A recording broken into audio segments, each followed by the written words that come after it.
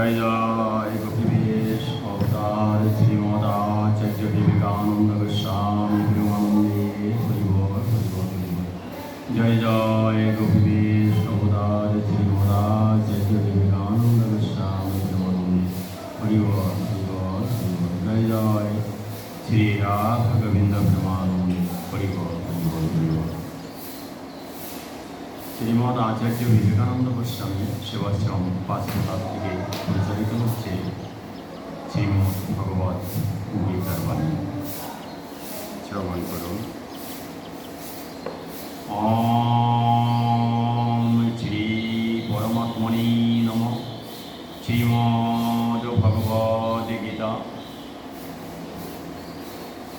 ওম মঙ্গলাচরণম অথ ধ্যানম। ওম প্রত্যয় প্রতিপদিতাং ভগবতা নারায়ণেন স্বয়ং বেশেন গ্রথিতাং পুরাণমুনিনা মধ্যে মহাভারতম অদ্বৈতং গীতবস্তিনিং ভগবতি অষ্টাদশাধ্যায়ীম অম্বতমনুসন্ধতামি ভগবদ্গীতে ভগবদ্দেশিনীম।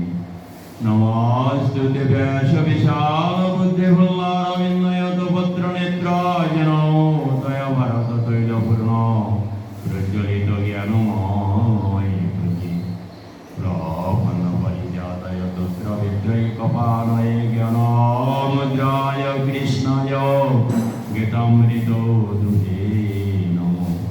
সর্বোপনিষদুগাবদুগ্ধ গোপালনন্দন ভক্তবৎসচ্যুতির্ভুক্তা দুগ্ধং গীতামৃতং নমঃ। বসুদেবসুতং দেবং কংসচানুরমর্দনম দেবকী পরমানন্দং কৃষ্ণং বন্দে জগদ্গুরুং। ভীষ্মদ্রোণতটজয়দ্রথ জলাগন্ধার নীলতপলা শল্যগ্রহবতী কৃপেণ বহনি কর্ণেন বেলাকুলা অশ্বত্থামবিকরণ ঘোরমকার দুর্যোধনবত্তিরিণী সত্তির্ণ কুলু পাণ্ডবৈ রণনদী কৈবর্তকে কেশবে পরাচর্যবচ ষড়জামলঙ্ঘিতার্থগন্ধতকটাং নানাখ্যান ককেশরাং হরিকথা সম্বোধনাবধিতং লোকে সজ্জন ষটপদৈরহরপ্রপীয়মানং মুদা ভুয়াদ ভারত ভঙ্গজং কলিমল প্রধ্বংসিন শ্রেয়সে মুখং করতি বাচলং ভঙ্গং লঙ্ঘয়াতি গিরিম যৎকৃপাতমহং বন্দে পরমানন্দমাধবম। শান্তাকারং ভুজগশয়নং পদ্মনাভং সুরেশং বিশ্বধারং গগনসদৃশং তত্তামসাদিলক্ষণম একং নিত্যং বিমলজলং সর্বাদি সাক্ষীভূতং ভবাতীতং ত্রিগুণরহিতং সাধুগুরুং তং নমামি সাধুগুরুং তং নমামি সাধুগুরুং তং নমামি।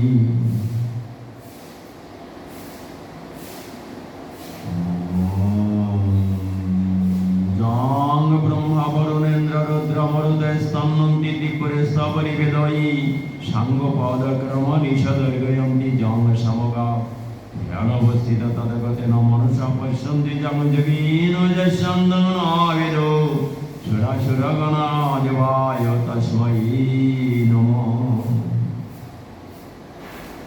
শ্রীকৃষ্ণ হৃদয়ম গীতা সংসারমালনাশিনীম জ্ঞানম মুক্তিম মুক্তিদাত্রীম গীতা দেবী নমস্তুতে।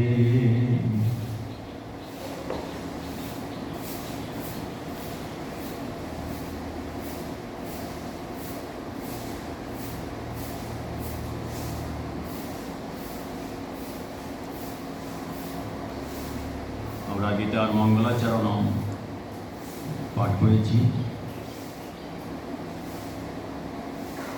আমরা এখন পাঠ করব ভয়ে গিরিবায় সংবাদ। ওম শুক্লম বরধরং বিষ্ণুং শশিবর্ণং চতুর্ভুজং প্রসন্নবদনং ধ্যায়িত সর্ববিঘ্নোপশান্তয়ে ভাগিনী সদ্যা সুমনস সর্বার্থানাং उपक्रमे जगन्नाथकृतकृत्यशस्तं नमामि गजाननं। नमो धर्माय महते नमो कृष्णाय वेदसे ब्रह्मणे नमस्कृत्य धर्मं वक्ष्ये सनातनं नारायणं नमस्कृत्य नरं चैव नरोत्तमं देवीं सरस्वतीं चैव ततो जयमुदीरये। व्यासं वसिष्ठनप्तारं शक्रे पुत्रकं पराशरध्वजं वन्दे सुखदातं तपोनिधिं। व्यासाय विष्णुरूपाय व्यासरूपाय विष्णवे नमो वै ब्रह्मविद्महे वसिष्ठाय नमो नमः।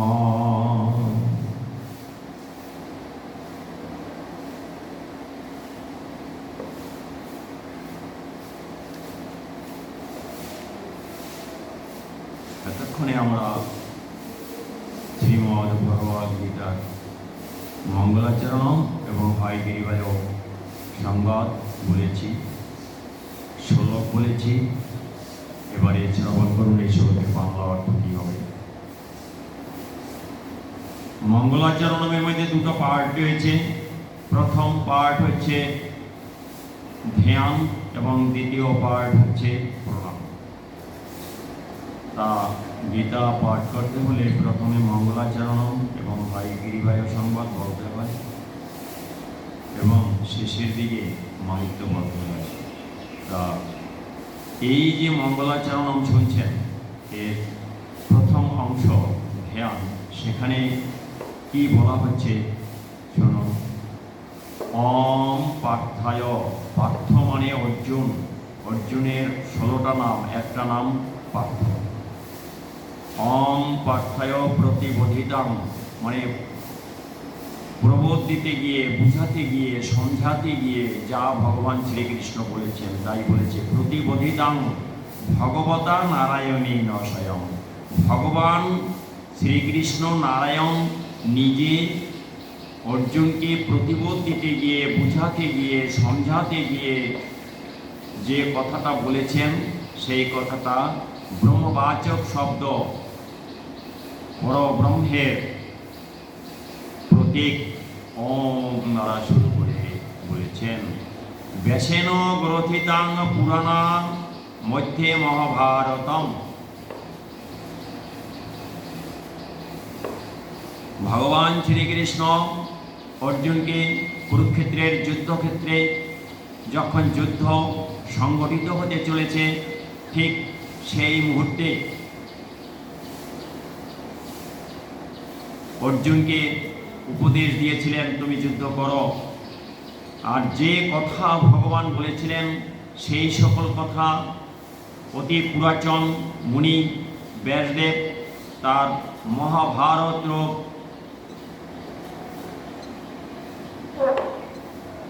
যে পুরাণ রয়েছে সেই পুরাণের মধ্যে উল্লেখ করেছেন।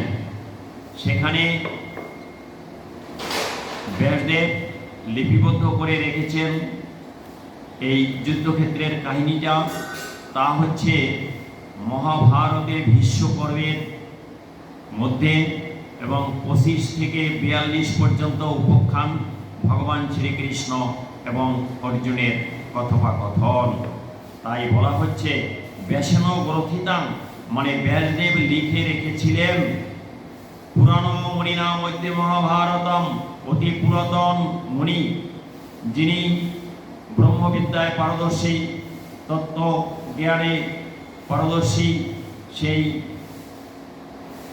বিশিষ্ট মুনি ব্যাসদেব তার মধ্যে মহাভারতম অর্থাৎ তার মহাভারত রূপ যে গ্রন্থ রয়েছে তা হচ্ছে এক পুরাণ। সেই পুরাণের মধ্যে তিনি লিখে রেখেছেন। তাই বলেছেন ব্যাসেন গ্রথিতং পুরাণ মুনিনা মধ্যে মহাভারতম। এর মধ্যে কি আছে? অদ্বৈতমৃত বর্ষিণী ভগবতী অষ্টাদশ অধ্যায়ে অদ্বৈত তত্ত্বরূপ অমৃত বৃষ্টি হচ্ছে। মানে যে তত্ত্বের সাথে কারো তুলনা করা যায় না, যে তত্ত্বের সাথে কারো কোনো ছোট বড় বা এভাবে তাকে মেলানো যায় না, যে তত্ত্বের উপরে কোনো তত্ত্ব নেই। সবচেয়ে তত্ত্ব যেটা সেই ব্রহ্মবিদ্যার কথা, সেই কথার সাথে কারোর সাথে তুলনা করা যাবে না, তুলনাবিহীন। তাই বলেছেন অদ্বৈত তত্ত্ব। এই অদ্বৈত তত্ত্বরও এই কথা হচ্ছে অমৃত। এই অমৃত বৃষ্টি হচ্ছে আষাঢ় শ্রাবণ মাসে, যেমন সর্বত্র সকল সময় বৃষ্টি হতে থাকে, তদ্রূপ শ্রীমৎ ভগবদ গীতারও যে অমৃত তত্ত্ব রয়েছে তাকে বৃষ্টির সাথে তুলনা করে বলেছেন এও এই অমৃত তত্ত্ব রূপ বৃষ্টি প্রদান করছেন, বৃষ্টি বর্ষিত হচ্ছে। তাই বলেছে অদ্বৈত তত্ত্ব অমৃত বর্ষিণীম ভগবদ্গীতে ভগবদ্দেশিনীম। এটা হলো ভগবতী মা, সেই হিসাবে তাকে সম্বোধন করা হয়েছে, সেই হিসেবে তাকে বলা হয়েছে শ্রীমদ্ ভগবদ গীতা হচ্ছেন মা, ভগবতী মা। অষ্টাদশ অধ্যায় নিম, 18 অধ্যায় নিয়ে এই মা জগতে প্রচারিত আছেন। অম্ব তমনু সন্দধামি ভগবদ্গীতে ভগবদ্দেশিনী। এই শ্রীমদ্ ভগবদ গীতা শ্রবণ করা, পাঠ করা, পূজা করা, দর্শন করা, স্পর্শন করা, যে ভক্ত যাহাই করুক না কেন তার সমস্ত অমঙ্গল দূরীভূত হবে, তার মুক্তির পথ প্রশস্ত হবে। এই জগতে এই কার্য সম্পাদন করার জন্য শ্রীমদ্ ভগবদ গীতা রূপে সেই তত্ত্বরূপ অমৃতবাণী সকলকে কৃপা করার জন্যই সদা সর্বদা জগতে উপস্থিত রয়েছেন। তাই বলেছেন অম্ব তমনু সন্দধামি ভগবদ্গীতে ভগবদ্দেশিনী। যিনি এই তত্ত্ব প্রকাশ করেছেন, যিনি এই তত্ত্বকে জগতের মঙ্গলের জন্য, জনগণের মুক্তির পথ প্রশস্ত করার জন্য মহাভারতের মধ্যে লিপিবদ্ধ করে রেখেছেন, সেই ব্যাসদেব মহাজ্ঞানী, তত্ত্বজ্ঞানী, তাকে প্রণাম করে আমরা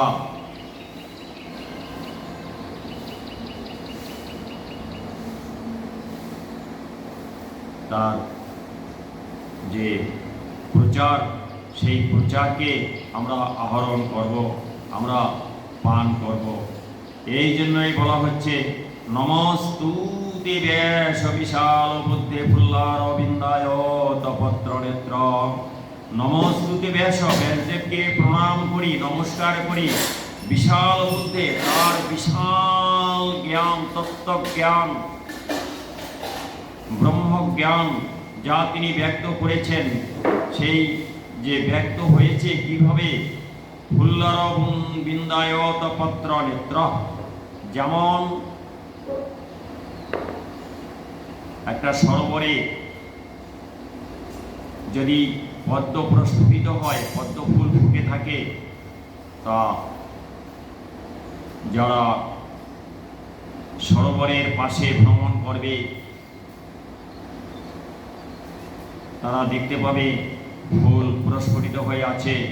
তখন তারা সেই ফুলটার দিকে তাকিয়ে মনে মনে এটাই চিন্তা করবে, যদি ফুলটাকে কাছে পেতাম, যদি ফুলটাকে নিতে পারতাম, খুব আনন্দ হতো। এইভাবে ফুল তাদের দৃষ্টিকে আকর্ষণ করে, তাদের চলার পথকে বন্ধ করে দেয়, তারা ঠিক সেখানে দাঁড়িয়ে থেকে ফুলের দিকে তাকিয়ে থাকে।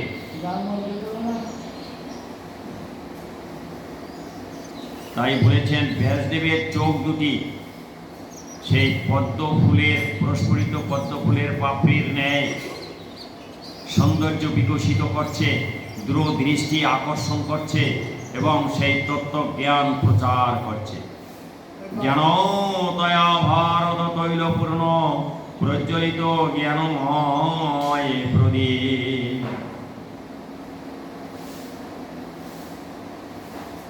আর একে কিভাবে বর্ণনা করেছেন? একটা প্রদীপ প্রজ্বলিত করলে যেমন তাতে তেল দিতে হয়, একটা পোলতা দিতে হয়, এরপরে অগ্নি সংযোগ করলেই সেটা প্রজ্বলিত হয়। তদ্রূপ জ্ঞান তয়া ভারত তৈলপূর্ণ প্রজ্বলিত জ্ঞানময় প্রদীপ। এই শ্রীমৎ ভগবদ গীতাখানাকে প্রদীপের সাথে তুলনা করে বলা হয়েছে। এই প্রদীপকে মহাভারত তেল দ্বারা পূর্ণ করা হয়েছে, সলতা দেওয়া হয়েছে এবং তত্ত্ব জ্ঞান রূপ ব্রহ্ম জ্ঞান রূপ অগ্নি প্রজ্বলিত করে তাকে রাখা হয়েছে। প্রপন্ন পরিজাতয় তত্র বেত্রয়ে কপানয়ে জ্ঞান মুদ্রায় কৃষ্ণায় গীতামৃত দুহে নমঃ। প্রপন্ন পরিজাতয় অর্থাৎ এই এক শ্রীমদ্ ভগবদ গীতার সাথে তুলনা করেছে পারিজাতি বৃক্ষ। এ এক পারিজাতি বৃক্ষ, এ এক কল্প বৃক্ষ, এ এক বাসনা পূরণের জন্য যে যা বাসনা করে সেই বাসনা পূরণ করেন। অতএব এ এমন এক বৃক্ষ যার সাথে কোনো তুলনা করা যায় না। তাই বলেছেন প্রপন্ন পারিজাতায়।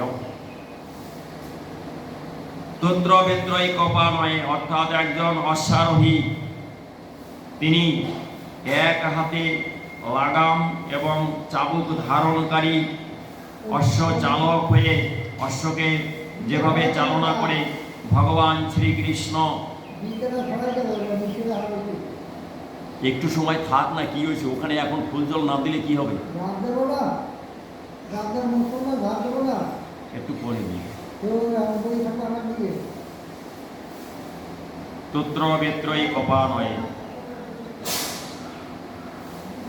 এক হাতে চাবুক এবং লাগাম ধারণকারী ভগবান শ্রীকৃষ্ণ সেই ব্রহ্ম জ্ঞানকে পরিচালনা করেছেন। ব্রহ্ম জ্ঞানকে, সেই তত্ত্ব জ্ঞানকে প্রচার করেছেন। জ্ঞান মুদ্রায় কৃষ্ণায় গীতামৃত দুহে নমঃ।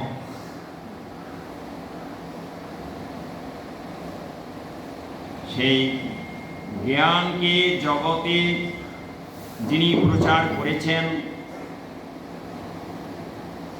জগতের মঙ্গলের জন্য যিনি প্রচার করেছেন তিনি ব্যাসদেব। এবং সেই জ্ঞান রূপ যে অমৃত তত্ত্ব তাকে আমরা গীতা রূপে পেয়েছি। তাই গীতামৃত দুহে নমঃ। সেই গীতা অমৃতকে আমরা প্রণাম করি।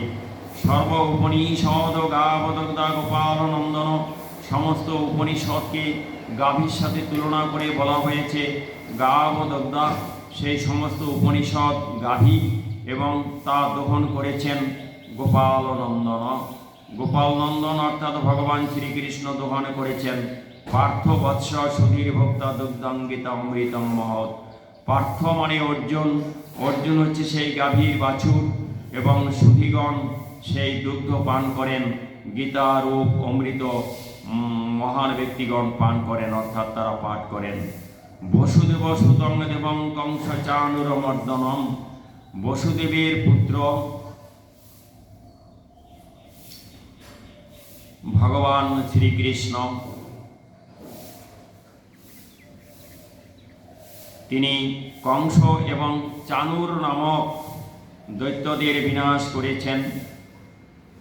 দেবকী নন্দন কৃষ্ণ বন্দে জগদ্গুরু।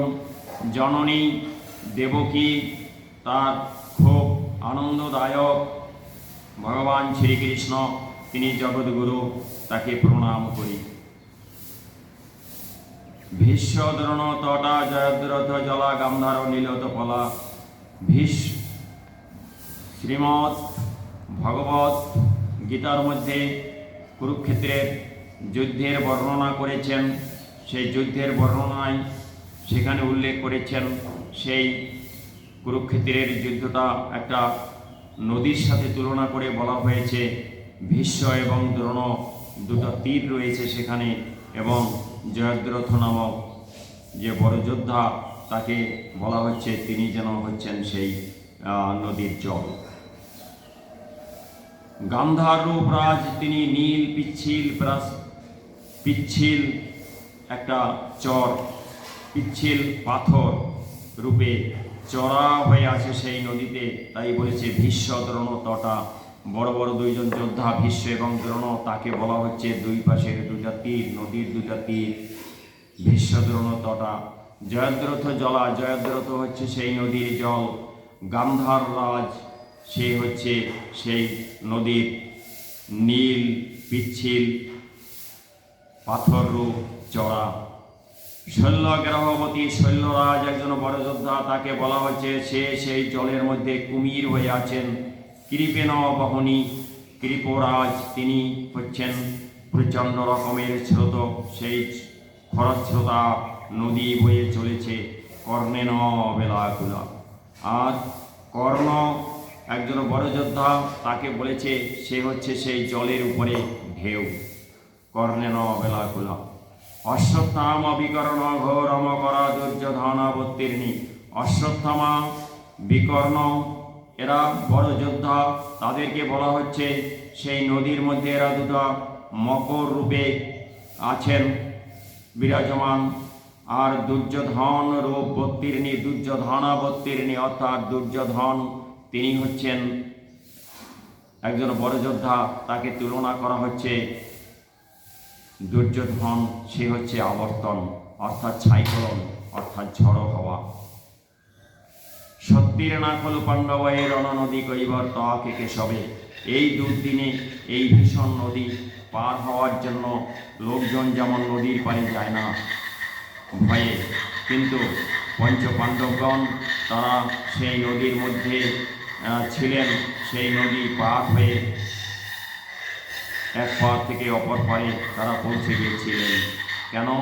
কৈবর্তক কেশব, ভগবান শ্রীকৃষ্ণ তিনি কৈবর্তক হয়েছিলেন, অর্থাৎ মাঝি হয়ে তাদেরকে সুন্দরভাবে পার করে দিয়েছিলেন। তাই বলা হচ্ছে সত্যির না খলু পাণ্ডবৈ রণনদী কৈবর্তক কেশব। পরাশর্য বাচা সরজামলঙ্গিতার্থ গন্ধদকটং নানাখ্যান কেশরং হরিকথা।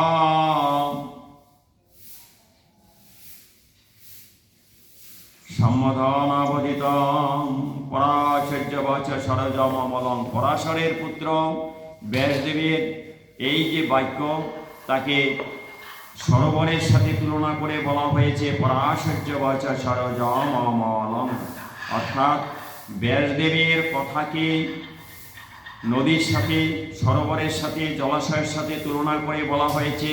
তিনি এই যে গীতাকে প্রকাশ করেছেন তা হচ্ছে একটা সরোবর, এবং সেখানে সুন্দর গন্ধ ছড়াচ্ছে, সুন্দর রূপ নিয়ে বিকশিত হচ্ছে একটা সেই পদ্ম, সেই জলের মধ্যে যা আছেন। নানা আখ্যান কেশরং, সেই যে পদ্মের পাপড়ি নানা আখ্যান দ্বারা আবৃত রয়েছে, অর্থাৎ হরিকথার দ্বারা সেই পাপড়ি প্রস্ফুটিত হয়েছে। হরিকথা সম্মধনাবদিতম, তিনি সদা সর্বদা সেইভাবে হরিকথা প্রচার করে যাচ্ছেন। লোকে সজ্জন ষটপদৈ রহ রহ পেপীয়মান মুদ, যখন একটা ফুল প্রস্ফুটিত হয় তখন যেমন ভ্রমর এসে সেই ফুলের মধু পান করে, তদ্রূপ এই গীতারূপ যে পদ্ম প্রস্ফুটিত হয়ে রয়েছে, সজ্জন ব্যক্তিগণ সেই পদ্মের মধু একটু একটু করে সেই ভ্রমর যেমন ফুল থেকে মধু নেয়, তদ্রূপ এই শ্রীমদ্ ভগবদ্ গীতা পান করে তার অমৃতময় যে মধু তা গ্রহণ করছেন। ভাদ ভারত পঙ্কজং কলিমল প্রধ্বংসিন শ্রেয়সে। মহাভারত তাকে বলা হচ্ছে ভারত। মহাভারত পঙ্কজং, মহাভারত রূপ পঙ্কজ যা প্রকাশিত হয়েছে তা কলিকালের মল, কলিকালের যে দূষিত পদার্থ, কলিকালের যে অপরাধ সব ধ্বংস করে দেয়। তাই বলেছে কলিমল প্রধ্বংসী ন শ্রেয়সে, অর্থাৎ সম্পূর্ণভাবে বিনাশ করে যায়, তাতে কোনো সন্দেহ নাই। মুখং করতি বাচলং পঙ্গং লঙ্ঘয়তি গিরিম যৎকৃপতমহং বন্দে পরমানন্দ মাধব।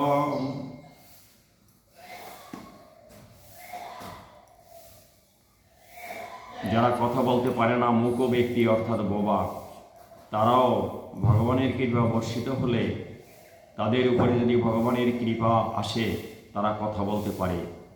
তারা পণ্ডিতকেও কথায় হারিয়ে দিতে পারে। যার পা নেই, পঙ্গু, সেও পাহাড় ডিঙ্গিয়ে চলে যেতে পারে, ওপারে পৌঁছে যেতে পারে। তাই বলেছেন মুখং করতি বাচলং পঙ্গুং লঙ্ঘয়তি গিরিম যৎকৃপতমহং বন্দে পরমানন্দ মাধবম। যদি পরমানন্দ মাধবের কৃপা তার উপর বর্ষিত হয়, তাহলে এভাবে অসম্ভব সম্ভব হয়ে ওঠে।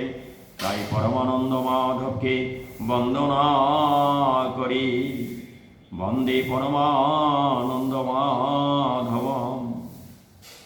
জং ব্রহ্ম বরুণেন্দ্র মুদ্র মরুতে স্তন্নন্তি দিগ্বরে স্তবরি বেদয়ী সাঙ্গপদ ক্রম নিষদগ্রয়ন্তি জং সমগা।